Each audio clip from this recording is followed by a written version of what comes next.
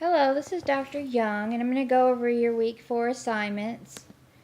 Um, this term passes by really quickly, and you want to make sure that you get your work in on time. I just want to reiterate that. I'm also seeing issues with, as far as, I'm going to go over this week's work, but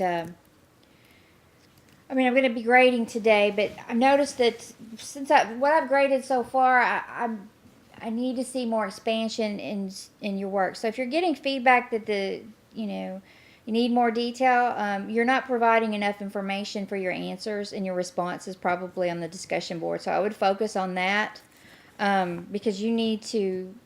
I've actually provided that checklist on the discussion board, but I'm noticing a lot of the assignments, there's page requirements that students are not meeting. So if you do want a good grade, you're going to need to meet those requirements. So I'm going to go over this week's work. For your class discussion 1, you are playing the role of a HR manager in a large corporation, and your concern right now is recruitment and selection. You need to find the most talented and highly qualified job candidates. So in your initial post, you want to make sure to talk about what recruitment and selection mean. Don't give me a textbook definition. Write one in your own words. I don't care if you use a source, but what I'm seeing is a lot of students are using either too much quoted information or basically copying and pasting and not citing.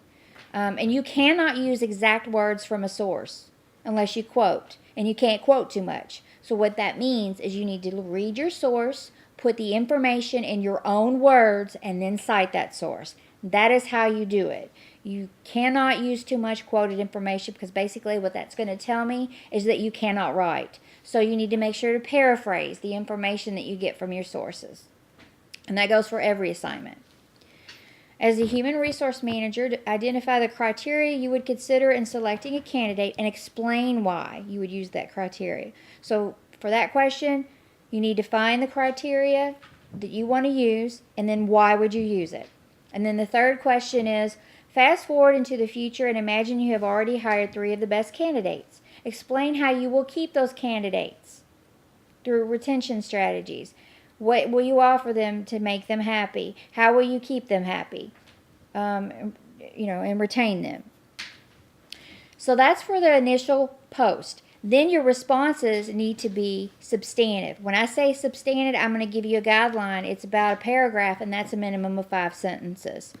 That's not where you have to just give me that. You can go expand more, but when you're giving me 2 or 3 sentences, that's not going to be good enough. You need to expand on your responses.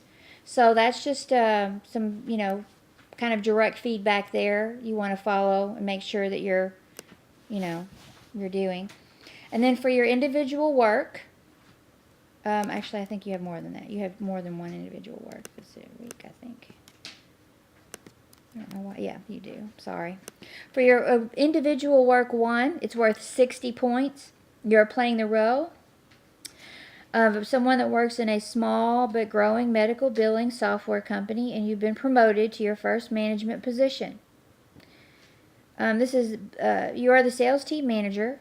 Bob and Mary are 2 of your salespeople, and they've not been performing well over the past 6 to 8 months. You know something must be done. Bob has been with the company for about 12 months, and he started out enthusiastically with strong sales during the first 6 months of his employment, but his enthusiasm is not what it was, and his sales have steadily decreased. Mary has been with the company since it began 4 years ago, and she is a working mother and also working to earn her degree online. Her sales have always been average, but during the last 8 months, sales are at all-time low. Okay, so what you need to do based on your readings and research, you need to provide a description of strategies you would use for Bob and Mary. And would you use the same HR strategies to assist Bob and Mary, or would you use different strategies for each? And if you would, why? And if you wouldn't, why? You need to make sure to give me the why there. Describe the particular strategies you would use to help retain these employees. And suppose you have let them both go and hire a new salesperson. What strategies would you use to recruit and select this new member of your team? So basically, you want to make sure to answer all of those questions And, you know, use your text, use outside sources, make sure to credit your source. And then for this second assignment, another case study. And this case study has been provided right there for you. Hold on, let me go back to this one. Let's just make sure. Let's see what we got. I'm sorry, Bob and Mary, I need to. All right. Just to let you know, this one does not have it doesn't look like it has a length requirement. That doesn't mean you can give me a paragraph and expect to answer the question fully. These are bulleted questions. There's 3 of them, and a lot of them require explanation. So you're going to need to just basically make sure to answer the questions thoroughly. Because I'm going to be looking at that. Now this one does have a word requirement. It has, a length requirement. Based on this scenario, you need to answer the questions. How would you solve this problem using Maslow's motivational theory, and how would that differ from Herzberg's and McGregor's? So that's going to require you to research those theories.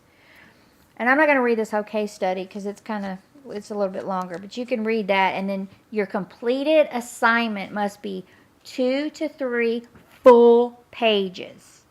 That's full pages, not 1.5 pages. Make sure to meet that and answer these questions thoroughly. So basically that's the assignments this week. If you have any questions or concerns, let me know. If you don't understand something on here, but make sure that you read your chapter. You need to read your chapters for this. This class is very text-based. Now, it doesn't mean you can't use outside sources, but most of the information, the basic information that you're going to need to answer the questions, are in the text. So you need to read your text to be able to answer these questions. And you definitely, it is very dependent on that. So if you have any questions or concerns, email me, let me know, and I'll be happy to assist you. And I look forward to posting on the discussion and hearing what you have to say this